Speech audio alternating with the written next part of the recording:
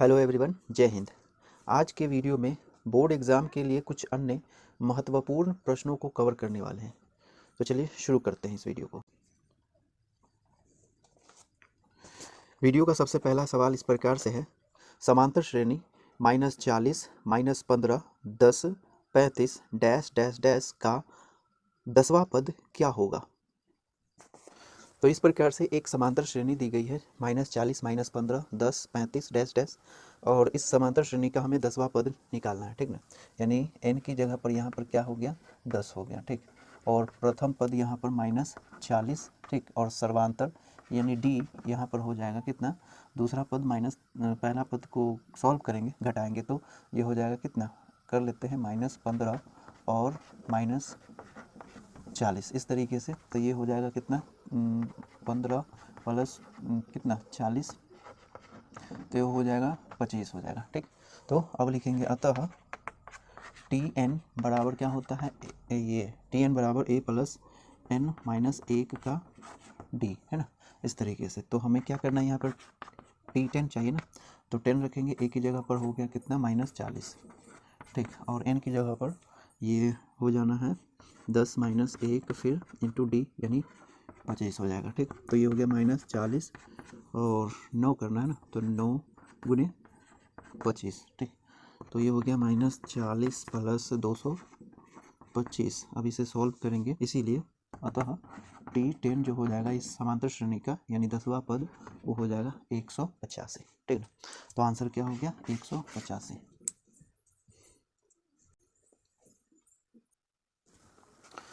फिर अगला सवाल है, समांतर श्रेणी 3, 10, 17, डैश डैश डैश का कौन सा पद उसके 13वें पद से 84 अधिक होगा।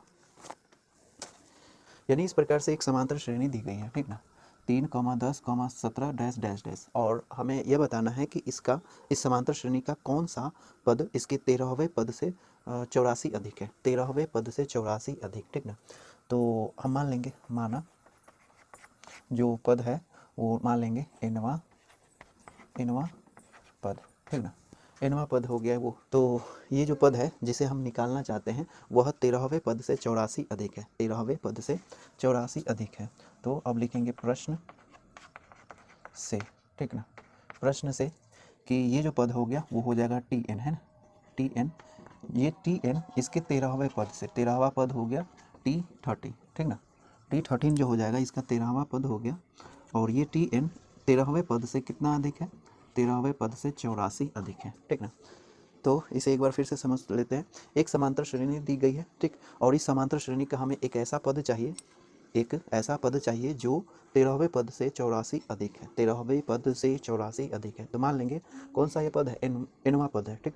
तो nवां पद मान लेंगे, ठीक। प्रश्न में जो कहा जा रहा है क्या कि ये जो nवां पद है 13वें पद से 84 अधिक है, ठीक।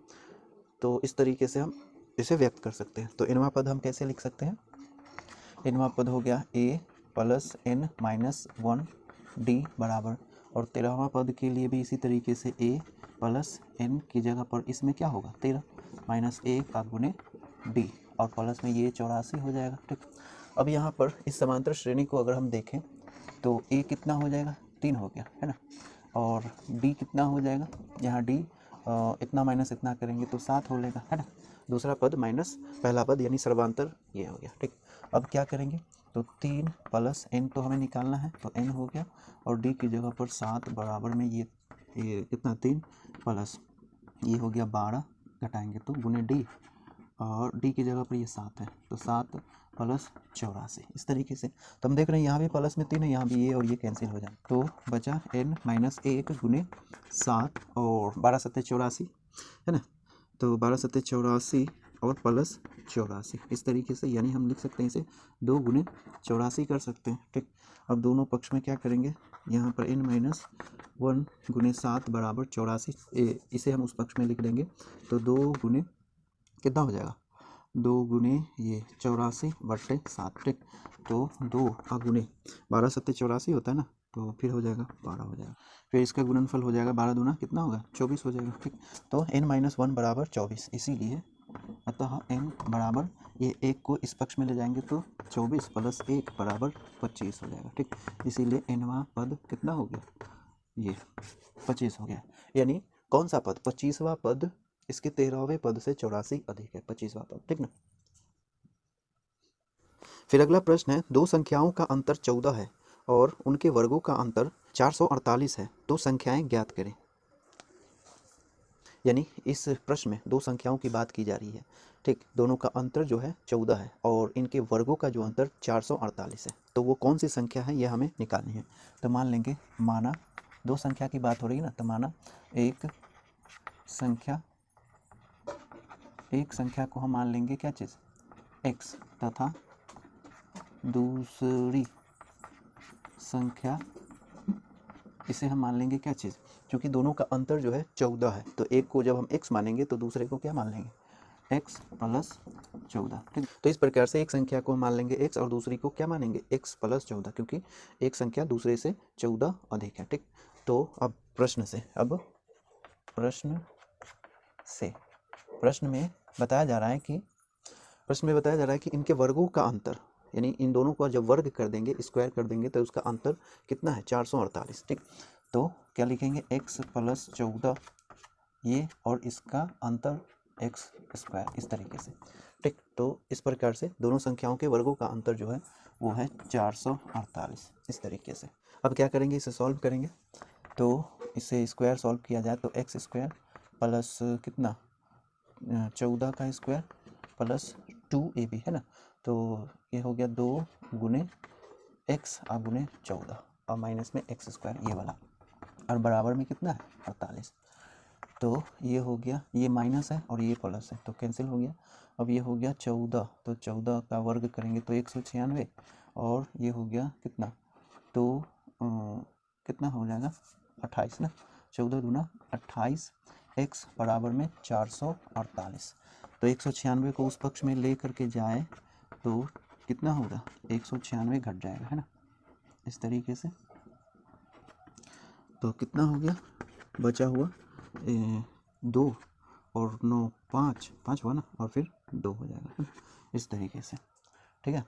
अब क्या करना है, भागा करना है, तो दोनों तरफ 28 से भाग कर देंगे, क्योंकि हमें x चाहिए ना, तो इधर लिखेंगे, ये और ये कैंसिल होकर के कितना होगा x, और इसे सॉल्व करना है तो कितना से 4 मरतबे कर सकते हैं, 4 7 28 और 6 चौके 24, एक इधर गया, फिर 12, 4 तिया 12, तो हो गया 63/7। अब इसे करेंगे तो 9 मरतबे होगा, इसीलिए x जो हो जाएगा 9, और दूसरी संख्या क्या हो जाएगी, एक संख्या हो गई 9, आप लिखेंगे, अतः पहली संख्या 9 तथा दूसरी कितनी हो जाएगी 14 और प्लस 9 कितना हो गया 23 हो गया ना, तो लिखेंगे कितना 23, ठीक। तो पहली संख्या हो जाएगी 9 और दूसरी संख्या 23 हो जाएगी, ठीक। फिर अगला प्रश्न है, दो लगातार धनात्मक पूर्णांक ज्ञात करें जिनके वर्गों का योगफल 365 है। तो इस प्रश्न में बताया जा रहा है कि दो धनात्मक पूर्णांक है जिनके वर्गों का योगफल 365 है, तो वो कौन से पूर्णांक है वो फाइंड करना है, ठीक ना। तो मान लेंगे, माना एक पूर्णांक, यानी पहला है ना, पहला, इसे ढंग से लिखेंगे, माना पहला पूर्णांक इसे मान लेंगे क्या चीज़, x मान लेंगे, है ना, पूर्णांक है तो हम n से भी मान सकते हैं, ठीक। तथा दूसरा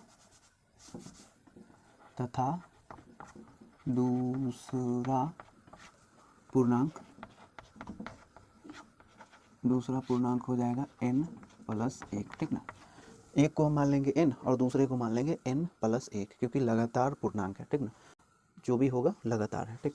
तो प्रश्न में क्या कहा जा रहा है कि इन दोनों के वर्गों का योगफल 365 है, लिखेंगे प्रश्न से क्या है, प्रश्न में कि दोनों के वर्गों का योगफल, तो पहले का वर्ग ये हो जाएगा और प्लस करेंगे दूसरे का वर्ग, यानी n प्लस 1 का वर्ग, तो ये जो रिजल्ट होगा दोनों के वर्गों का योगफल वो होगा 365, इस तरीके से। अब इसे सॉल्व किया जाए तो n का स्क्वायर, और इसे सॉल्व करेंगे तो a प्लस बी के होल स्क्वायर पर है, तो ये हो जाएगा 2n प्लस 1 बराबर में 365। अब इसे इस पक्ष में लाएंगे, ये दोनों जुड़ जाएगा, तो 2n square plus 2n +1 minus 365 बराबर में 0 हो जाना है। ये द्विघात समीकरण हो गया फिर, है ना। अभी और सॉल्व कर लेते हैं। 2n² प्लस 2n और घटा करके हो जाएगा 364 बराबर कितना 0। तो ये द्विघात समीकरण है, इसमें सभी में 2 कॉमन है तो 2 से भाग करेंगे तो ये और आसान हो जाएगा। क्या हो जाएगा n² प्लस n माइनस कितना 300 घटा नहीं भागा करेंगे ना, 2 इकाई 2 गया इधर 2 8 दूना 16 और ये कितना 2 बराबर इतना। तो अब क्या करेंगे, ये कितने का वर्ग है इसे नहीं मालूम है तो अलग कर लेंगे इतना। तो 7 से अगर किया जाए तो 7 दूना 14 है ना, 7 दूना 14 हो जाएगा और 4 7 छक 42 इस तरीके से। फिर 2 से करेंगे तो ये 13। तो एक को हम तोड़ सकते हैं 13 और दूसरे को 14, है ना। 13 14 में तो n² plus n minus 13n minus 182 बराबर 0। ठीक, कॉमन लिया जाए तो n कॉमन ले सकते हैं, n बचेगा प्लस 14 और इधर कॉमन लिया जाए तो 13 कॉमन ले सकते हैं, n माइनस कितना 14 प्लस होगा, है ना। माइनस को कॉमन कर ले बराबर में 0, इसे हटा देते हैं ना। तो एक हो जाएगा n माइनस 13 और दूसरा हो जाएगा n माइनस प्लस 14, ठीक, बराबर में 0। इसीलिए ये जो है नहीं संभव है क्योंकि धनात्मक पूर्णांक है, इसीलिए यहाँ पर n माइनस 13 बराबर 0 और n बराबर कितना हो जाएगा 13। एक ये संभव है और दूसरा कौन सा संभव है n प्लस 1, है ना।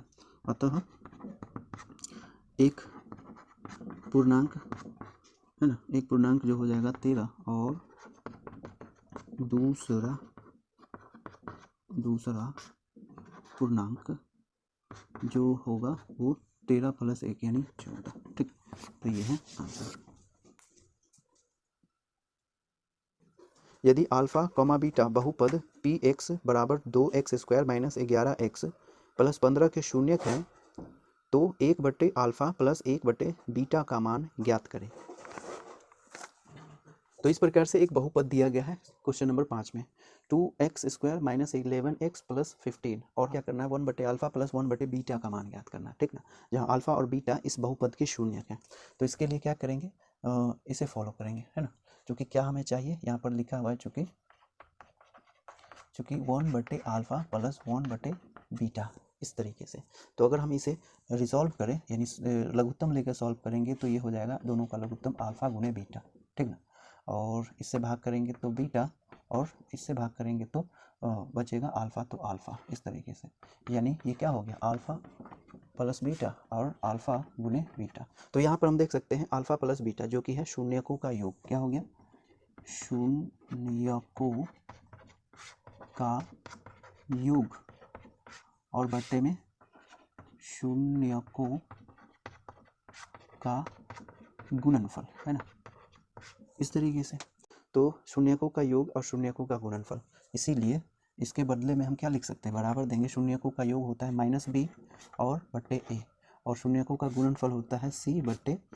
ठीक है, शून्यकों का योगफल हम इस तरीके से -b बट्टे a और क्या करते हैं कि शून्यकों का गुणनफल c बट्टे a लिख सकते हैं। ठीक, जहाँ ये और ये कैंसिल हो जाएगा, बचेगा क्या चीज़ -b बट्टे c बचेगा। ठीक, तो यहाँ जो b है वो क्या है x का गुणांक और c जो है अचर पद। ठीक, तो माइनस और गुने c जो कि है x का गुणांक वो है -11 और c जो है वो अचर पद है जो कि यहाँ पर कितना है 15। ठीक, तो ये हो जाएगा कितना, ये प्लस हो जाएगा तो 11/15। इस तरीके से ध्यान रहे, इस प्रकार का प्रश्न हर साल पूछा जाता है, कुछ करना नहीं है। 1/α प्लस 1/बीटा है तो हम क्या करेंगे दोनों का लघुत्तम लेकर के इस प्रकार से अरेंज कर लेंगे। ठीक, तो ये अल्फा प्लस बीटा और बट्टे में अल्फा गुने बीटा हो जाएगा, ऊपर में शून्यकों का योगफल और नीचे में शून्यकों का गुणनफल हो जाएगा। ठीक, तो शून्यकों का योगफल हम ऐसे निकालते हैं कैसे, -b बट्टे a और शून्यकों का गुणनफल c बट्टे a। ठीक, यहाँ a जो हो जाएगा x² का गुणांक यानी a ये, और b जो हो जाएगा x का गुणांक यानी ये 11 सॉरी, और c जो हो जाएगा ये अचर पद। ठीक, तो उस प्रकार से हम इसे सॉल्व करें तो फाइनल क्या होगा -b बटे c। ठीक, और b रखेंगे यहाँ से -11 रख करके इसे सॉल्व करेंगे तो 11/15 होगा। ठीक, ये प्रश्न हर साल पूछा जाता है, इस पर आप खास करके गौर करेंगे। ठीक ना, फिर इसी प्रकार से अगला सवाल है, यदि अल्फा कॉमा बीटा किसी द्विघात बहुपद 4x² माइनस 4x प्लस 1 के मूल हो तो अल्फा बटे बीटा प्लस बीटा बटे अल्फा का मान ज्ञात करें। तो क्वेश्चन नंबर 6 भी द्विघात बहुपद पर आधारित है, ठीक ना। इसमें एक द्विघात बहुपद दिया गया है 4x² माइनस 4 प्लस 1, और हमें क्या करना है कि अल्फा बटे बीटा प्लस बीटा बटे अल्फा का मान ज्ञात करना है, जहां अल्फा और बीटा इस बहुपद के मूल हैं, ठीक ना। मूल बोले या क्या कहते हैं, शून्यक बोले, दोनों एक ही चीज़ है, ठीक। तो ये द्विघात बहुपद है, ठीक ना। तो क्या करेंगे, हम पहले इसके मूल निकालेंगे, ठीक। तो मूल निकालने के लिए हम गुणनखंड कर सकते हैं ना, कर लेते हैं गुणनखंड। तो 4x² माइनस 4x और प्लस में 1 है, इन दोनों का गुणनफल 4 हो जाएगा।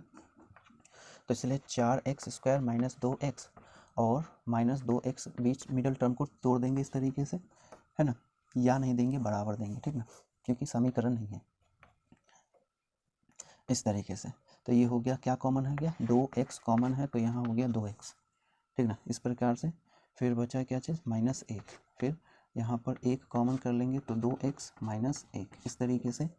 तो गुणनखंड के रूप में हो जाएगा 2x माइनस 1 और गुणे क्या चीज़ 2x माइनस 1, इस तरीके से। तो इस बहुपद के दो गुणनखंड हो जाएगा, एक ये और एक ये, ठीक। और ये जो अल्फ़ा और बीटा है इसके मूल है, ठीक। अगर हम अल्फ़ा को रखेंगे तो भी ये 0 हो जाएगा और बीटा को रखेंगे तो भी ये 0 हो जाएगा, ठीक। लिखेंगे अतः 2 अल्फ़ा माइनस 1 बराबर में 0, या इसे उस पक्ष में ले जाएंगे तो अल्फ़ा बराबर हो जाएगा 1/2, ठीक। इसी प्रकार से यहाँ पर काम करेंगे, और तो 2 बीटा माइनस 1 बराबर में कितना, 0, क्योंकि बीटा इसका मूल है और अपने मूल पर ये क्या हो जाएगा, 0 के बराबर। या कितना हो गया, बीटा बराबर भी इसे उस पक्ष में ला करके 2 से भाग कर देंगे तो हो जाएगा 1/2। तो एक मूल हो गया अल्फ़ा बराबर 1/2 और बीटा बराबर भी 1/2। लिखेंगे अतः अल्फ़ा बटे बीटा प्लस बीटा बटे अल्फ़ा, तो 1/2 और बीटा का मान भी 1/2 प्लस बीटा है 1/2 और अल्फ़ा है 1/2, तो कुल मिलाकर के कितना हो गया, 1 प्लस 1 यानी 2, ठीक। अतः अल्फ़ा बटे बीटा और प्लस बीटा बटे अल्फ़ा बराबर कितना हो जाएगा, 2 हो जाएगा, ठीक। तो इस तरीके से भी हम क्या कर सकते हैं, मूल निकाल करके ऐसे प्रश्न को सॉल्व कर सकते हैं, ठीक। फिर अगला सवाल है, यूक्लिड विभाजकता एल्गोरिदम का प्रयोग करके 570 और 1425 का मौसा निकालें। तो यहाँ पर 570 और 1425 का हमें क्या करना है, मौसा निकालना है यूक्लिड विभाजकता एल्गोरिदम के आधार पर। तो इसे इस प्रकार से हम लिखेंगे चूँकि यूक्लिड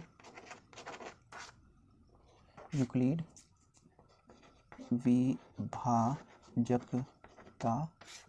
से, यूक्लिड विभाजकता को हम इस प्रकार से व्यक्त कर सकते हैं, यदि a बराबर b गुणे q प्लस r हो, जहाँ r lower and equal to 0 और लोअर देन b, ठीक ना। इस तरीके से यदि a बराबर b गुणे q प्लस r हो तो क्या कर सकते हैं कि LCM यानी मौसा ऑफ a कॉमा b बराबर होगा मौसा ऑफ b कॉमा r बराबर। तो इस तरीके से यूक्लिड विभाजकता को क्या किया जाता है, व्यक्त किया जाता है। इसी आधार पर हमें इसका मौसा निकालना है। तो सबसे पहले हम क्या करेंगे कि बड़ी संख्या में छोटी संख्या से भाग करेंगे, ठीक ना, इस तरीके से। तो ये हो गया कितना, 570, कितने मरतबे, 2 मरतबे लगा सकते हैं, 0 14 5 दूना 10 और 1 11, घटाएंगे तो हो जाएगा 5 और ये 8, फिर ये उधर 2 बचेगा ना, इस तरीके से, ठीक। तो ये हो गया भाज्य यानी 1425, ये भाजक, ये भागफल और ये शेषफल। इसी को हम यहाँ पर अरेंज करेंगे इस तरीके से, कितना 1425 बराबर कितना 570 गुने 2 और प्लस में 200 कितना 85, इस तरीके से, ठीक। फिर आगे हम क्या करेंगे, फिर अब जो भाजक हो जाएगा ये हो जाएगा 285, इस भाजक हो जाएगा और ये भाज्य, इस तरीके से भाग लगाएंगे, ठीक ना। तो यहाँ पर 2 मरतबे लगा सकते हैं शायद, है ना, 5 दूना 10, ठीक, और 8 दूना 16 और 1 17 और ये 2 दूना 4 और 1 5, इस तरीके से, ठीक। तो शेषफल क्या हो जाएगा 0। तो इसे हम यहाँ पर अरेंज कर सकते हैं यहाँ, या कितना 570 बराबर हो जाएगा कितना 285 गुने 2 प्लस में 0। ठीक, तो इस तरीके से इस प्रकार से रफ कर लिया जाता है, लेकिन आंसर शीट में इसे लिखा नहीं जाता। ठीक ना, तो इतना करने के बाद हमें यहाँ पर क्या करना होगा, लिखेंगे अतः मौसो, ठीक, ब्रैकेट देंगे, फिर पहले ये भाज्य को लिखेंगे, कितना है 1425। ठीक, तो 1425 लिखेंगे, कॉमा देंगे, और फिर ये भाजक को लिखेंगे जो है 570, इस तरीके से। फिर क्या करेंगे, बराबर देंगे, और इस वाले को भी इसी तरीके से लिखेंगे मौसो ब्रैकेट, फिर ये भाज्य 570, इसमें दूसरे वाले में 570 कॉमा, और भाजक ये हो गया 285, इस तरीके से। ठीक, अब इतना करने के बाद अंतिम भाजक कौन हो गया, अंतिम भाजक यही हुआ ना।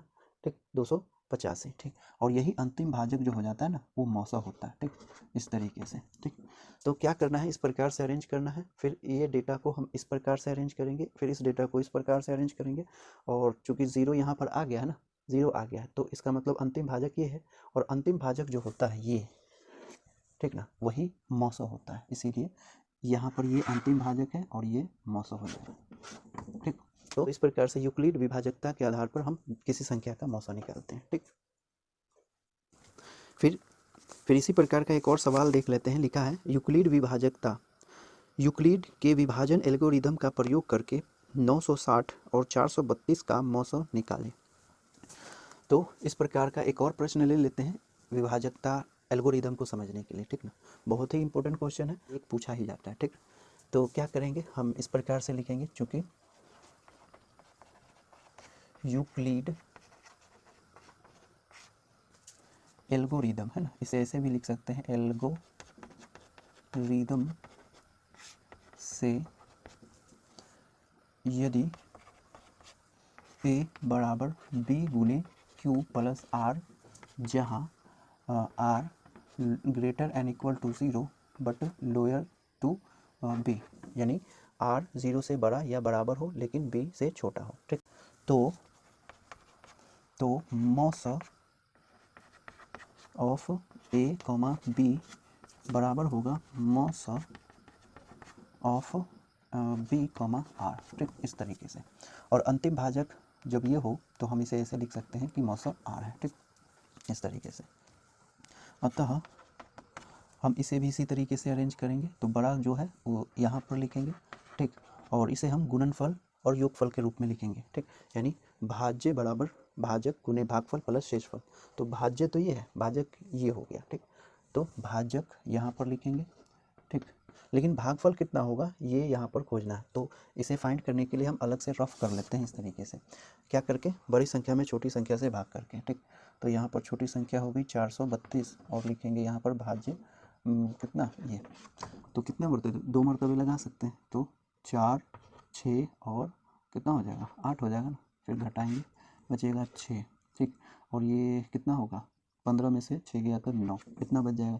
ठीक, तो भाज्य ये हुआ, भाजक ये हुआ, भागफल ये और शेषफल ये। ठीक, इस तरीके से लिखेंगे, गुने, यहाँ पर भागफल लिखना है, भाज्य हो गया, भाजक हो गया, और ये गुणनफल प्लस शेषफल कौन हो गया, ये 96। ठीक, अब ये जो शेषफल है ये अब नया भाजक बन जाएगा, और ये जो पुराना भाजक है ये भाज्य हो जाएगा, तो 432 इस तरीके से। ठीक, फिर या ये जो नया भाज्य हो गया ये यहाँ पर लिखेंगे 432 बराबर भाज्य, भाजक जो हो गया 96, और गुने में लिखेंगे भागफल। तो अगर इतना से इतना में भाग किया जाए तो 4 मरतबे कट सकता है, तो 4 से भाग लगाते हैं। ठीक ना, तो कितना हो गया, 6 चौके 24 हो जाएगा, फिर बच गया 2, 9 चौका 36, और ये 38 हो जाएगा। ठीक, फिर इसमें से घटाएंगे तो होगा 8, फिर बचा 12, फिर बच गया 4, इस तरीके से। तो भाजक, भाज्य, भागफल और शेषफल। ठीक, तो भाज्य ये हो गया, भाजक ये है, और भागफल ये 4, और प्लस में शेषफल 48, ऐसे।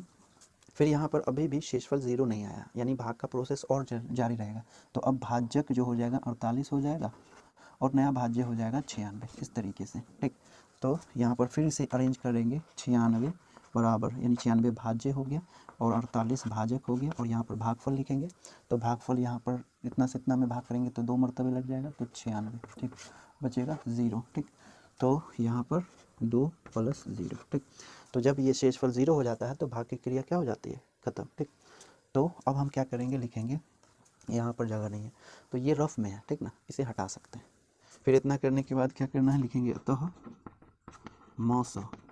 मौसा लिख करके ब्रैकेट देंगे और भाज्य ये हो गया तो 96, यानी 96 कह रहा हूँ 960 कौमा भाजक ये हो गया तो 4 9 3 2 इस तरीके से। फिर लिखेंगे बराबर लिखने के बाद फिर लिखेंगे मौसा लिखने के बाद ये वाले को लिखेंगे, ठीक ना, बराबर में। तो ये भाज्य हो गया 432 और भाजक कौन हो गया, ये 96 इस तरीके से, ठीक। और ये वाला भी है तो इसे भी लिखेंगे अब। तो क्या करेंगे, यहाँ पर बराबर नहीं है, यहाँ लिख देंगे, ठीक। तो मौसम बराबर नहीं ब्रैकेट, फिर लिखेंगे भाज्य जो कि है 96 और भाजक ये 48, ठीक। तो इस तरीके से तो अंतिम भाजक कौन हो गया, 48 हो गया, है ना। और अंतिम भाजक ही क्या होता है, मौसो, ठीक। तो बराबर में लिखेंगे कितना, 48, ठीक ना। तो इस तरीके से भाग एल्गोरिदम की सहायता से हम क्या करते हैं, ये निकालते हैं, मौसो निकालते हैं, ठीक। फिर अगला प्रश्न है, सिद्ध करें कि 3 + 2√5 एक अपरिमेय संख्या है। प्रकार की संख्या को हम इस प्रकार से क्या कर सकते हैं, साबित कर सकते हैं। लिखेंगे प्रमाण, पहले लिख देंगे यहाँ पर प्रमाण, ठीक ना, ठीक। प्रमाण लिखने के बाद लिखेंगे चूंकि 3 एक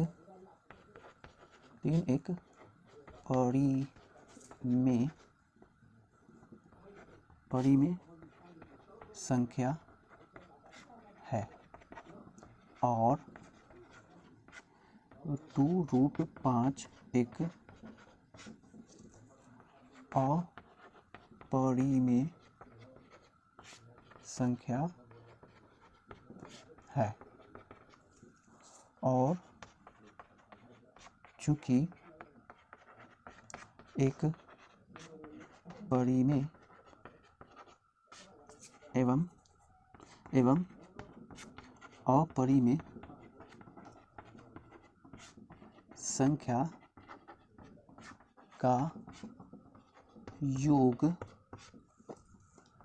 अपरिमेय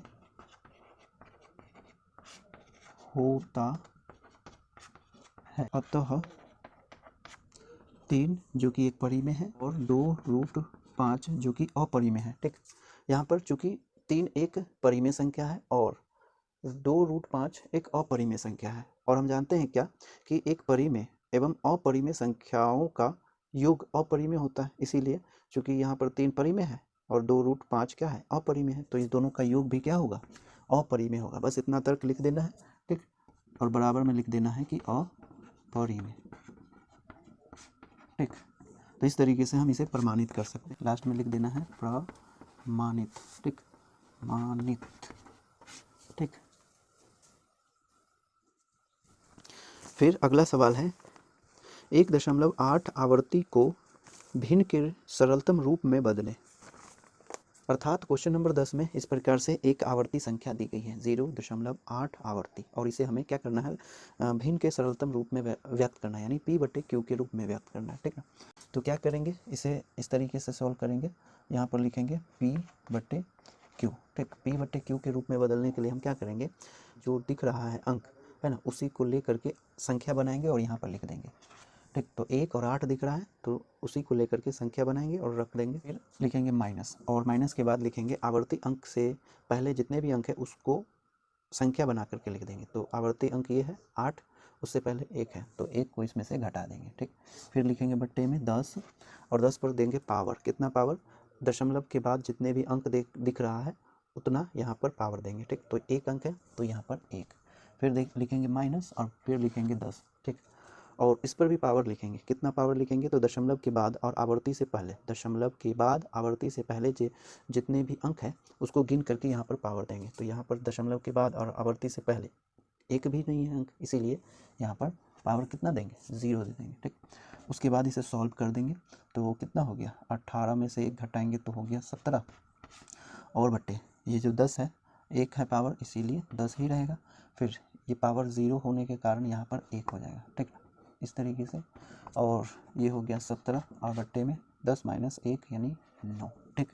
अतः 1.8 का P/Q के रूप में हम कैसे व्यक्त कर सकते हैं? 17/9, यानी 1.8 रेकरिंग का सरलतम भिन्न कौन सा हो गया? 17/9। ठीक, तो इस तरीके से हम इसे व्यक्त करते हैं। ठीक।